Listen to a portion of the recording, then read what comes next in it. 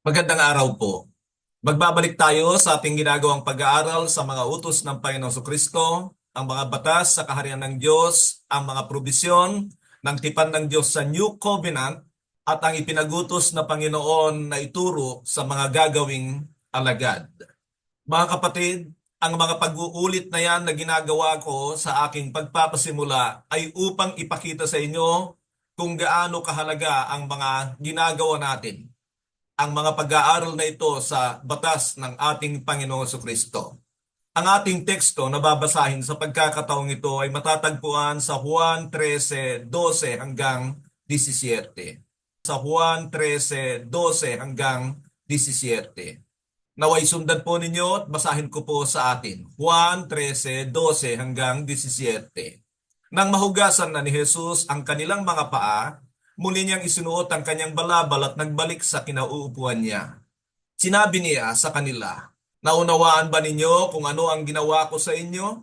Tinatawag ninyo akong guro at Panginoon at tama kayo sapagkat ganoon nga ako. Kung ako nga ang Panginoon at guro ninyo ay naghugas ng inyong mga paa, dapat din ninyong hugasan ang mga paa ng isa't isa. Binibigyan ko kayo ng halimbawa upang inyong tularan. Pakatandaan ninyo, ang alipin ay hindi nakakahigit sa kanyang Panginoon, ni ang sinugo kaysa sa nagsugo sa kanya. Ngayong alam na ninyo ito, pinagpala kayo kung ito'y gagawin ninyo."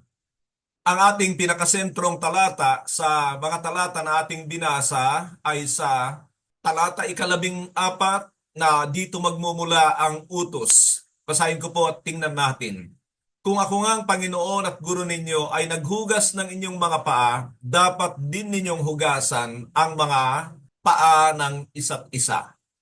Diyan ay makikita natin ang pag-uutos ng Panginoon sa kanyang mga alagad na kung paano niya binigyan ng diin ang kanyang paggawa nito ay dapat din naman nilang gawin ito sa isa't isa. Kaya ang pamagat ng utos na ito na ipinapalagay nating utos 63 ay hugasan ang paa ng isa't isa. Hugasan ang paa ng isa't isa. Alam ninyo mga kapatid, masasabing ang paa ang isa sa pinakamaruming bahagi ng katawan ng tao, lalo na sa panahon ng Panginoon na karamihan sa mga paglalakbay ay paglalakad sa mga hindi sementadong daanan. Marahil kundi man nakasuot ng sandalyas ay siguro nakapaa ang ilan o karamihan sa kanila. Dahil dito, isa sa pagpapakita na may kagalakan sa pagtanggap sa mga panauhin ay ang paghuhugas sa kanilang mga paa. At maalala ba ninyo na itinuring ng Panginoon na malamig ang pagtanggap sa kanya sa imbitasyon ng isang prominenteng tao dahil sa hindi nito paghugas sa kanyang mga paa? At samantala'y pinuri naman niya ang isang babae na gumawa nito sa kanya sa kakaibang paraan. Ang kwento na sinasabi ko sa inyo ay matatagpuan sa Lucas 7:36 hanggang 47. Sa Lucas 7:36 hanggang 47. Yan po ay tungkol kay Simon, ang pariseo na nag-imbita sa kanya, na sinasabi kong malamig ang pagtanggap sa Panginoon at yun namang naghugas ng luha at ginamit na pagpunas ang kanyang buhok sa paa ng Panginoon ay malamang si Maria Magdalena. Itinuro at inihalimbawa ng Panginoong Hesus sa kanyang mga alagad ang paghuhugas sa paa ng isa't isa. Tumanggi si Pedro na gawin ito ng Panginoon sa kanya ng kanyang guro at Panginoon. Subalit, nang maipaliwanag ng Panginoon ang kahalagahan nito, ay ibig niyang pahugasan maging ang kanyang ulo at kamay. Mababasa yan sa Juan 13:8 hanggang 9. Bago po tayo magpatuloy, ay pupunta muna tayo sa tanong na pag-uusapan ng inyong grupo. At ito ang katanungan: may napaglingkuran ka bang iba lalo na sa mga lingkod ng Diyos? Ulitin ko, may napaglilingkuran ka bang iba lalo na sa mga lingkod ng Diyos? Sige po, saglit kayong mag-usap-usap upang ipahayag ang inyong marahil ay karanasan na may kaugnayan sa bagay na ito at mamaya ibabalik po tayo para linawin. Nang sa gayon ay maisagawa o maisabuhay natin ang utos na ito ng Panginoong Hesukristo. Magbabalik po tayo para pag-usapan ang bagay na ito. Ano po ang nakita nyo? Ito ba ay dapat nating gawin? Ginagawa na ba natin ito sa ating iglesia? Ano pa po ang mga napakinggan ninyo sa inyong kapwa mananampalataya? Sa ating paglilinaw sa bagay na ito ay pupunta tayo sa unang katanungan o unang punto na ating pag-usapan. At ito, ang paghuhugas ng paa ay isinasagawa ng mga naunang pinili at mga mananampalataya. Ulitin ko, ang paghuhugas ng paa ay isinasagawa ng mga naunang pinili at mga mananampalataya. At dito sa ating unang punto ay meron tayong 7 bagay na pag-uusapan. Agad tayong pumunta sa ating unang punto. Number 1, ginawa at ipinag-utos ng Panginoon ang bagay na ito. Ginawa at ipinag-utos ng Panginoon ang bagay na ito. Ganito ang sabi ng Juan 13:13 hanggang 15. Tinatawag ninyo akong guro at Panginoon at tama kayo sapagkat ganun nga ako. Kung ako nga ang Panginoon at guro ninyo ay naghuhugas ng inyong mga paa, dapat din ninyong hugasan ang mga paa ng isa't isa. Binibigyan ko kayo ng halimbawa upang inyong tularan.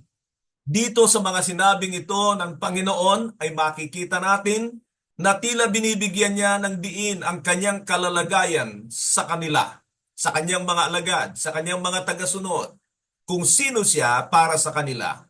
At makikita natin kung paano niya binibigyan ng diin ang bagay na kanyang ginawa.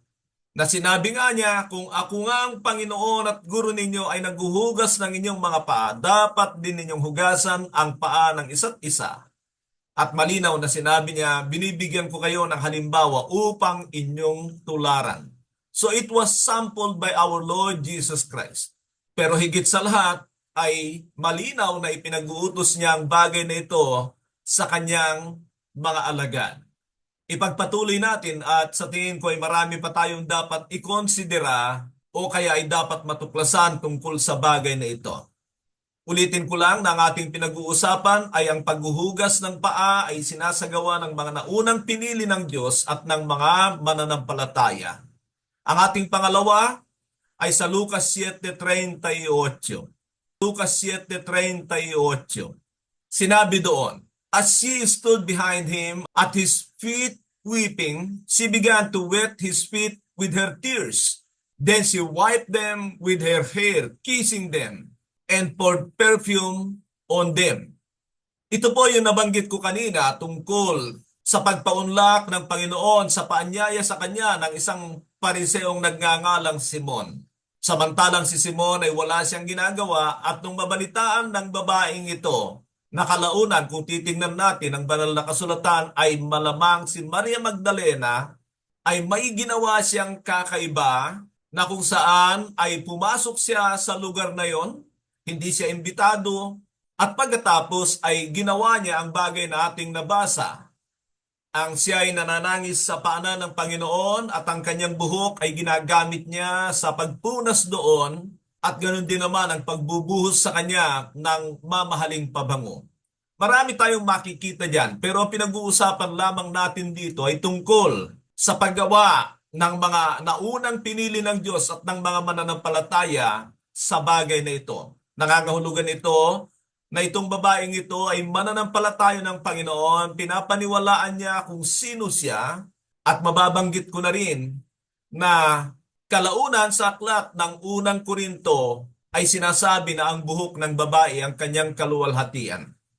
Sa bagay na yan ay ginamit niya iyon upang ipampunas lamang sa paa ng Panginoon. Pero nagagawa niya ito sapagkat alam niya kung sino ang kanyang pinaglilingkuran sa bagay na ito, gayon din yung kanyang pabango na kung alam natin ang kabuuan ng kwento ay tila nang hihinawa si Judas sa ginawa ng babaeng ito dahil sa halaga o presyo ng pabangong kanyang ginamit. Pero yun nga po na makikita natin na bago pa ito ihalimbawa ng Panginoon sa kanyang mga alagad, ay meron ng mga gumagawa nito sa kanyang kapanahunan May kaibahan nga lamang ang ginawa ng babaeng ito sa paggamit ng kanyang luha, ng kanyang buhok at ng pabangong yon. Ang ating pangatlo ay sa Lucas 7:44. Lucas 7:44.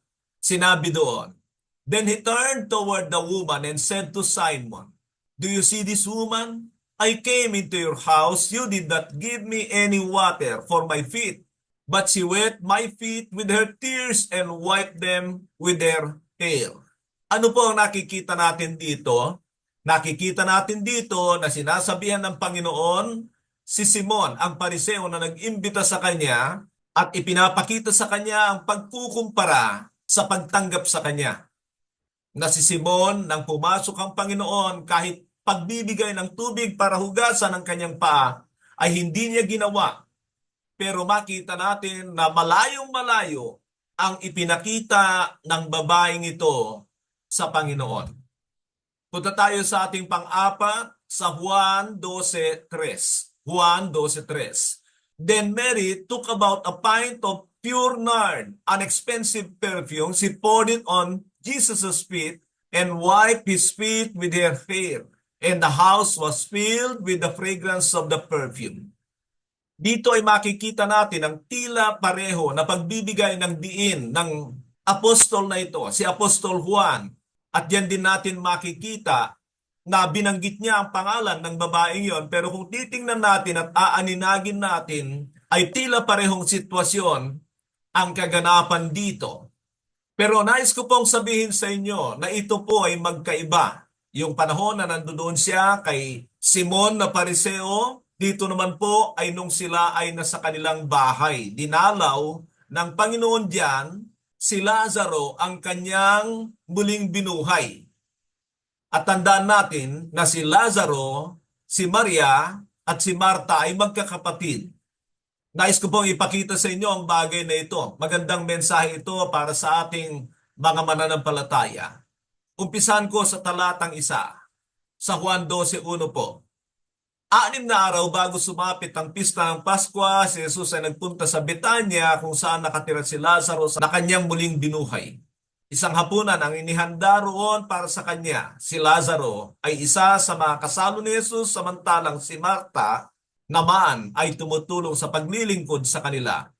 Kumuha naman si Maria ng isang bote ng mamahaling pabango galing sa katas ng dalisay na nardo at ibinuhos sa mga paa ni Jesus. Pagkatapos ay pinunasan niya ito ng kanyang buhok at pinuno ang buong bahay ng halimuyak ng pabango. Iyan po, ipinakita ko sa inyo ang dalawang magkaibang sitwasyon na ginawa ito ng iisang tao sa Panginoong Hesukristo. Nangangahulugan ito na pag-uulit nung kanyang ginawa doon sa ibang bahay. Pero ang nais kong makita natin dyan ay kung gaano kahalaga ang Panginoon para sa kanya. Sa ating panglima ay dito sa Juan 13:14 hanggang 15. Juan 13:14 hanggang 15. Now that I, your Lord and teacher, have washed your feet, you also should wash one another's feet. I have set you an example that you should do as I have told you. So diyan ay makikita natin na ang Panginoon mismo bilang pinili sa lumang tipan at hindi mananampalataya kundi ang sinasampalatayanan ang nagpakita sa kanila ng halimbawa at ganoon din ng nag-uutos sa kanila. Ang ating pang-anim ay sa unang Timoteo 5:9 hanggang 10. Unang Timoteo 5:9 hanggang 10. Sinabi naman ni Pablo kay Timoteo, "No widow may be put into the list of widows unless she is over 60, has been faithful to her husband, and is well known for her good deeds, such as bringing up children, showing hospitality, washing the feet of the Lord's people, helping those in trouble, and devoting herself to all kinds of good deeds."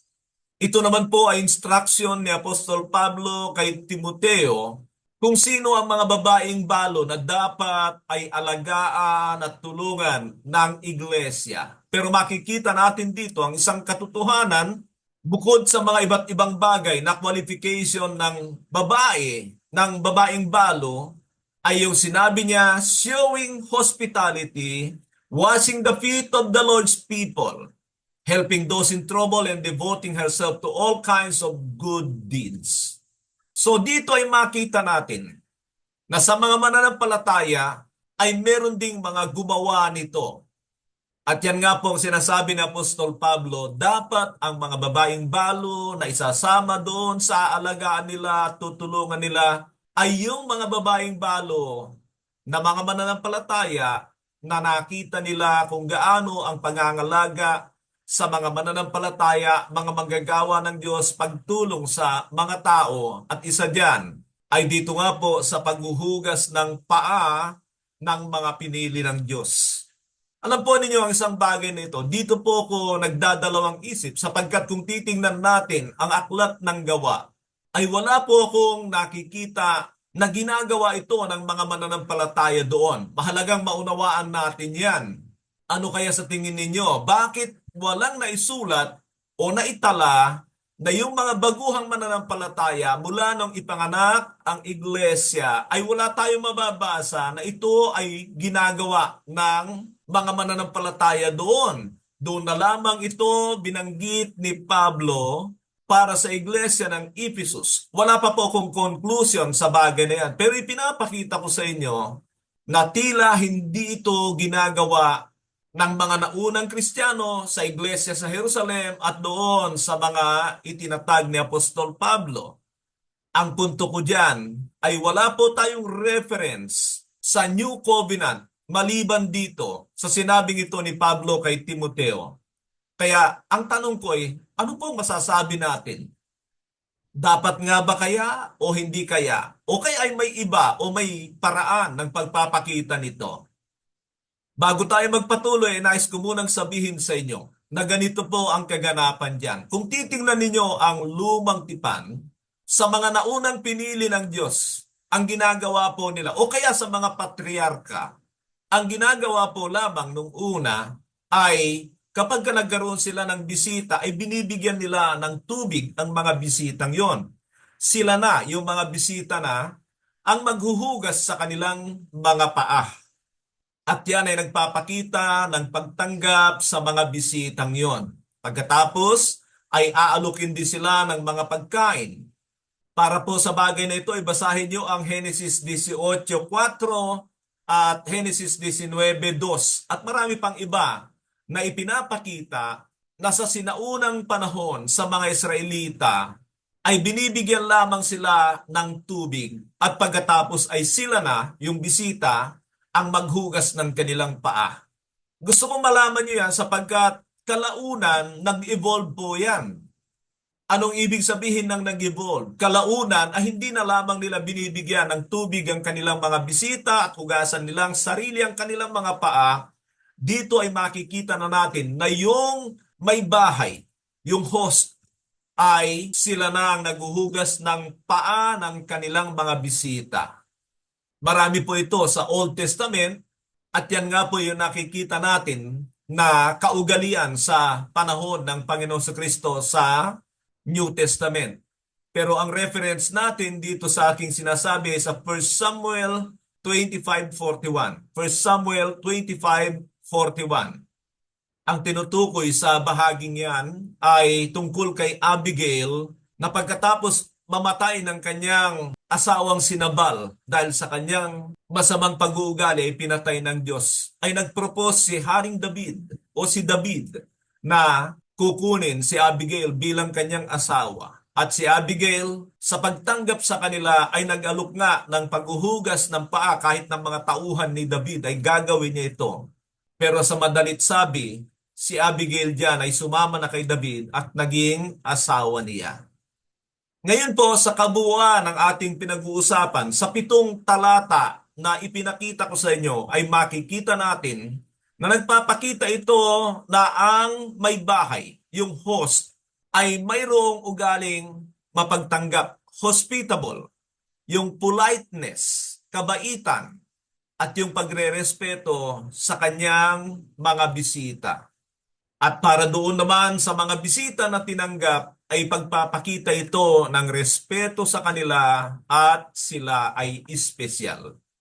Pero ang katanungan na ito ba ay dapat maging practice natin sa ating kapanahunan? Naniniwala ko na nakakakita na kayo ng mga Kristiyanong ganito. Ano ang ibig ko sabihin? Na gumagawa ng ganito. At kung kayo kaya ay tatanungin ko, gagawin ba ninyo ito? Dapat ba ninyong gawin? O meron kayong mga dapat ikonsidera? Tignan pa rin natin. Magpatuloy tayo at ito ang ating pangalawang punto, mga bagay na mahalagang maunawaan sa gawaing ito. Mga bagay na mahalagang maunawaan sa gawaing ito. Ano ang mga ipinapakita sa paghuhugas ng paa? At meron akong 8 bagay na nais sabihin sa inyo. Ang number 1 natin ay nangangahulugan ito ng seryosong pag-ibig sa mga kapatiran. Nangangahulugan ito ng seryosong pag-ibig sa mga kapatiran. Sinabi sa Juan 13:1. Juan 13:1. Bisperas ng Pasko, alam ni Jesus na dumating na ang panahon ng kanyang paglisan sa sanlibutan ito upang bumalik sa Ama. Mahal niya ang kanyang mga tagasunod na nasa sanlibutan at ngayon ipakikita niya kung hanggang saan ang kanyang pag-ibig para sa kanila. So dito ay makita natin na kaya pala ito ginawa ng Panginoon ay para ipakita sa kanyang mga alagad kung gaano niya sila kamahal, handa niyang paglingkuran ito. Sino siya para sa kanila? Siya ay guro. Siya ay Panginoon nila. At para ipakita ang kanyang pag-ibig sa kanila ay kaya niyang paglingkuran sila sa pamamagitan ng pinakamababa na marahil ay maipagkakaloob niya ang hugasan ang kanilang mga paa. Marahil ay nagkakaroon na kayo ng idea sa bagay na yan. At ang nais kong itanong diyan ay, mahal ba talaga natin ang ating mga kapatiran? At ang pangalawang tanong ay, paano mo na ipapakita na mahal mo ang iyong kapatid? At alam po ninyo, ang payo ko sa inyo kung gusto niyo maipakita na mahal ninyo ang inyong kapatid, huwag ang paraan at interpretasyon ng mundong ito, kundi tingnan ninyo kung paano minahal ng Panginoon ang kanyang mga alagad. At nais kong sabihin sa inyo ito, na ang pag-ibig ng Panginoon ay kakaiba sa ipinapakita ng mundong ito at interpretasyon ng mundong ito tungkol sa pag-ibig, sapagkat ang pinakahangad ng Panginoon sa kanyang mga alagad ay makarating sila sa walang hanggan. Ibinigay ko ang puntong yan para makita nyo na iba ang pamantayan ng Panginoon sa pagpapakita ng pag-ibig. Kalaunan ay parang hindi nyo makita na mahal ng Panginoon ang kanyang mga alagad kung ang nasa isip natin na interpretasyon ay interpretasyon ng mundong ito. Marami na akong karanasan dyan at nakikita ko kung gaano ang pagkukunwari ng marami pero hindi ang walang hanggan ang layunin o mataas na layunin nila sa kanilang mga kapatiran. Sana pag-isipan niyo po ang bagay na yan. Ang ating pangalawa, sa Juan 13:8. Sa Juan 13:8, sinabi sa kanya ni Pedro, hindi ko po ipahuhugas sa inyo ang aking mga paa. Kung hindi ka huhugasan, wala kang kaugnayan sa akin, tugon ni Jesus. Ano kaya ang ibig sabihin ng Panginoon dito? Na kapag kasi Pedro ay hindi magpapahugas ng paa sa kanya, ay wala siyang magiging kaugnayan sa Panginoon. Parang putol na siya sa Panginoon. Pero ang punto na nais kong ipakita sa inyo ay yung pakikibahagi rito ay pakikibahagi kay Kristo. Pakikibahagi rito ay pakikibahagi kay Kristo. Ang kaibahan nga lamang natin marahil ay ang Panginoon mismo ang gumagawa nito at kailangan siyang maglinis sa atin. Pero bakit ito nasabi ng Panginoon kay Pedro? Ito po ang nasa isipan ko sa bagay na ito. Nang gawin ito ng Panginoon, ay ipinapakita niya na kung totoong pinapaniwalaan nila na siyang Mesyas, ay magpahugas sila sa kanya at nangangahulugan din yan ng kahandaang maglingkod. Sapagkat inihalimbawa nga niya ito. Nakukuha po ba ninyo ang aking ibig sabihin? Hindi yung tayo ay magpapahugas lang, pero hindi rin tayo handang maging katulad ng Panginoon na maging mapaglingkod. Nangangahulugan yan na kung hindi ka mapaglingkod, wala kang bahagi sa Panginoon kahit magpahugas ka pa. Yan ang pinupunto ko dyan. Sapagkat maraming gumagawa nito ay maaring pakitang tao lamang. Ano ibig sabihin nun? Pwedeng maging drama-drama lang yan. Pero ang nais ng Panginoon, kung gagawin mo ito at totoong nalinis ka, ang palatandaan niyan, ikaw ay magiging tagapaglingkod ng mga manggagawa ng Diyos. Naunawaan ba ninyo? Lagi nating tandaan na ang layunin ng ating buhay bilang mga tagasunod ng Panginoon ay maging katulad niya. At kung nalinis nga tayo ng Panginoong Hesukristo, ay nangangahulugan ito ng buhay na mapaglingkod. Nagagawa nating paglingkuran ng mga kapatiran ng totohanan. Yan po ang unawa ko sa bagay na yan. Pangatlo, sa Juan 13:10. Sa Juan 13:10. Ani Jesus, maliban sa kanyang mga paa, hindi na kailangang hugasan ang naligo sapagkat nalinis na ang kanyang buong katawan at nalinis na kayo, ngunit hindi lahat. Matalinghaga ang sinabing ito ng Panginoon. Sapagkat pagkatapos silingin ni Pedro na para magkaroon siya ng bahagi sa Panginoon ay hugasan niya na ang buong katawan niya. Pero sabi ng Panginoon, hindi. Ang mahalaga rito ay ang iyong paa. Nahugasan ka na, nalinis ka na nung ikaw ay naligo, paa na lang ang kailangan. Dito ay nagkakaroon ako ng idea na malaki talaga ang porsyento na ito ay symbolical. Ano ibig sabihin ng symbolical? Totoo nga naman ang sinabi ni Pedro, kung talagang paglilinis niyan, di buong katawan na. Pero sabi ng Panginoon, hindi. Nalinis ka na, pero kailangan ang paa mo na lang. Pero higit sa lahat ay yung sinabi niya, hindi kayong lahat ay nalinis. Bakit? Kasi meron dong isang tao na marumi ang pag-uugali. Sino? Si Judas. Alam ba ninyo na ang taong yan malamang hinugasan din ng Panginoon ang kanyang paa? Palagay ko po, hinugasan ng Panginoon ang kanyang paa. Pero bakit hindi siya nalinis? Sapagkat wala yung pagiging mapaglingkod sa kanya. Sa halip, ang pinaglilingkuran niya ay ang kanyang sarili. Ano po ang mensaheng ipinapakita nito sa atin? Medyo malalim po ito at mabigat po ito na ang sinasabi ng Panginoon dito ay kung talagang totoong nalinis ng Panginoon ang isang tao, ay nagiging mapaglingkod siya sa katawan ng Panginoon. Nakikita po ba ninyo? Maraming umaangkin na sila'y nilinis ng Panginoong Hesukristo pero walang paglilingkod. Walang gamit sa katawan ng Panginoon. At yun ang totoong pruweba na malamang ay hindi sila nalinis sa kanilang lumang buhay katulad ni Judas. Mabigat po ito pero kailangan kong sabihin, mga kapatid, ang pruweba na hindi ka katulad ni Judas ay kaya mong paglingkuran ng may katapatan ang mga pinili ng Diyos. Nagagawa mo ba yan? O inaangkin mo lang ang kalinisan ng dugo ng Panginoong Jesucristo? Sasabihin ko sa iyo, dadayain mo lang ang sarili mo diyan kapag kaya ng pag-angkin pero walang pruweba sa iyong buhay. Ito ay mabigat na katotohanan sa ating pinag-uusapan. Ang ating pang-apat, sa talatang 14, John 13:14. John 13:14. Kung akong Panginoon ninyo at Guro ay maghuhugas ng inyong mga paa, dapat din kayong maghugasan ng paa. Ang diin ng Panginoon dito ay yung kanyang kalalagayan sa kanila. Siya yung Panginoon nila. Siya yung Guro nila. Hindi niya dapat gawin ito.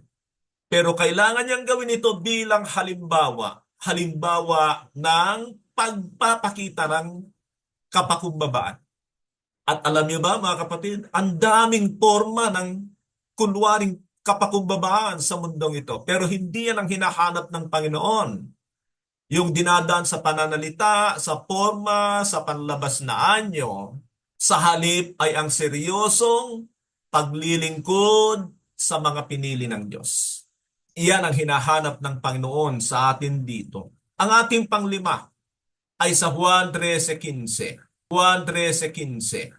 Kung akong Panginoon at Guro ninyo, binibigyan ko kayo ng halimbawa at ito ay dapat ninyong tularan. Ayan mga kapatid, Nangangahulugan ito ng pagsunod ng halimbawa ng Panginoon. At muli, paalalahanan ko kayo, our goal is to become like Jesus Christ. Pero ito ang punto diyan. Alam natin na matagal nang pinaglilingkuran ng Panginoon ang mga alagad, pero hindi nila ito na-appreciate na malamang itong gagawin niya na paghuhugas sa paa ng mga alagad ay pambukas sa kanilang mga mata na ang ibig sabihin ng Panginoon, I can do it to the extent. Kaya kong gawin ito dahil sa pag-ibig ko sa inyo. At ang punto ko dyan, huwag natin itong gawing literal. Mas mahalaga na literal na ipakita natin ang pagsuporta, ang pagtulong sa ating mga kapatiran. Sa talatang 16, 1:13-16, sinasabi ko sa inyo ang alipin ay hindi dakila kaysa sa kanyang Panginoon, ni ang sinugo kaysa sa nagsugo sa kanya. So ito, mabigat din ito mga kapatid. Halimbawa, naghuhugas tayo ng paa ng mga kapatiran pero walang totoong paglilingkod sa kanila. Yung mapagpakumbabang paglilingkod sa kanila, diyan ay parang ipinapakita natin na higit tayong dakila kaysa sa Panginoon. Pero ito ay tanda ng kahandang maglingkod sa mga kapatiran. Pag ginawa natin yung paghuhugas ng paa kahit literal o kaya ay literal, dapat ay tanda lang yan ng kahandang maglingkod sa mga kapatiran. Pwedeng gawin yan, pero kung hindi ka totoong naglilingkod sa mga kapatiran, yan ay paimbabaw at pagpapakitang tao lamang. At yan ang totoong nangyayari sa maraming gumagawa nito. Dapat nating maunawaan na nang gawin ito ng Panginoon, ito ay actually tago sa mata ng publiko. Sila lamang doon sa loob ng kwarto. Walang kamera, walang maraming tao. This is especially for His disciples. Kaya ang maipapayo ko diyan, kung meron kayong alam at kilala na talagang lingkod ng Diyos, paggawan nyo ng kabutihan, huwag pagpubliko, huwag para maparangal lang kayo. Patago para sa ganon, ang gantimpala ay mula sa ating Amang nasa langit. Di ba? Isang bagay din yan na itinuro ng Panginoon na ang paggawa ng kabutihan ay dapat sikreto para may gantimpala sa ating Ama. At dapat ganyan din tayo sa paggawa ng kabutihan sa ating mga kapatiran. Ang ating pampito, kahandaang magsakripisyo para sa iba. Kahandaang magsakripisyo para sa iba. Basahin ko po sa atin ang sinabi ng 1 John 3:16. This is how we know what love is. Jesus Christ laid down His life for us, and we ought to lay down our lives for our brothers and sisters. Ano ang sinasabi niya? Kung ang Panginoon ay nagawa niyang ihain ang kanyang buhay para sa iba, dapat din ninyong ihanda ang inyong sarili na ihain ang inyong buhay para sa iba. Hindi para pantubos, kundi extend ng pag-ibig natin sa ating mga kapatiran. Ibig sabihin yan, handa tayong magsakripisyo para sa iba. Okay, nasabihin natin, handa akong mamatay para sa mga kapatiran. Pero mas okay kung nagpapakita ka ng pagsasakripisyo para sa kanila. Para yung sinasabi mo ay hindi lip service sa bibig lang. Naglilingkod ka sa mga pinili ng Diyos. At ang ating pangwalo ay sa Juan 13:17, kung naunawaan ninyo ang bagay na ito at inyong gagawin, mapalad kayo. Pinagpala kayo. Nangangahulugan, there is a blessing in doing this. Hindi lamang sa pagkaalam, pero sana ay nakuha nyo ang punto na mas maganda na ito ay symbolical, pero ang paglilingkod sa mga pinili ng Diyos ay literal. Nakukuha ninyo? Do the washing of the feet of the believers symbolically, but serve them literally. Serve them literally. I wanna quote this verse, mga kapatid, sa John 13:34-35. Sa John 13:34-35. Ito po ay karugtong ng ating teksto. A new command I give you, love one another as I have loved you, so you must love one another. A new command I give you, love one another. As I have loved you, so you must love one another. By this, everyone will know that you are my disciples if you love one another. Yan po ang trademark natin. So isa pa, huwag mong hugasan ang paa ng mga lingkod ng Diyos sa publiko. Paglingkuran mo sila sa publiko. Pwede yan. Pero mas maganda kung tago. Isang bagay pa, paano ito practical na isagawa? Kung gagawin niyo ito, huwag niyong sabihin sa kanila, pwede kayong magplano at tipunin sila sa isang lugar, pagkatapos doon nyo sabihin sa kanila ang inyong gagawin. Ihanda ang mga gagamitin, ipaliwanag ang mga kahulugan, gawin o imodelo sa kanila, at kalaunan ay ipagawa sa kanila pero turuan silang maging lingkod ng Diyos. Ano ang pag-uugaling dala sa atin ng utos ng Panginoon na ito? Ang pagiging mapaglingkod. Servanthood. Yan ang ating Panginoon Jesucristo. Though He is a king, He was called the servant. Though He is a king, He was called the servant. Sa ating pagwawakas, hinihiling ko na iyuko natin ang ating mga ulo para sa mga katanungan upang ma-evaluate natin ang ating mga sarili. Nariting mo rin ba ang antas kahit sa isip lang na handa kang magsakripisyo ng buhay para sa iba? Pangalawa, nagagawa mo ba ang paglilingkod sa mga kapatiran sa pamamagitan ng abang paraan? Ang pangatlo, may mga kapatiran ba na nagsasabi na ikaw ay mapagpakumbaba? Totoo ba yan sa iyong puso? At ang ating panghuli, nais mo bang magkaroon ng pusong mapaglingkod? Bakit hindi mo ito hilingin sa ating Panginoon? Dito po tayo magtatapos sa ipinapalagay na utos number 63, hugasan ang paa ng isa't isa. Nawa po ay sumagana sa atin ang biyaya ng ating dakilang Ama at Diyos. Magandang araw po, pagpalain kayo ng ating Panginoon.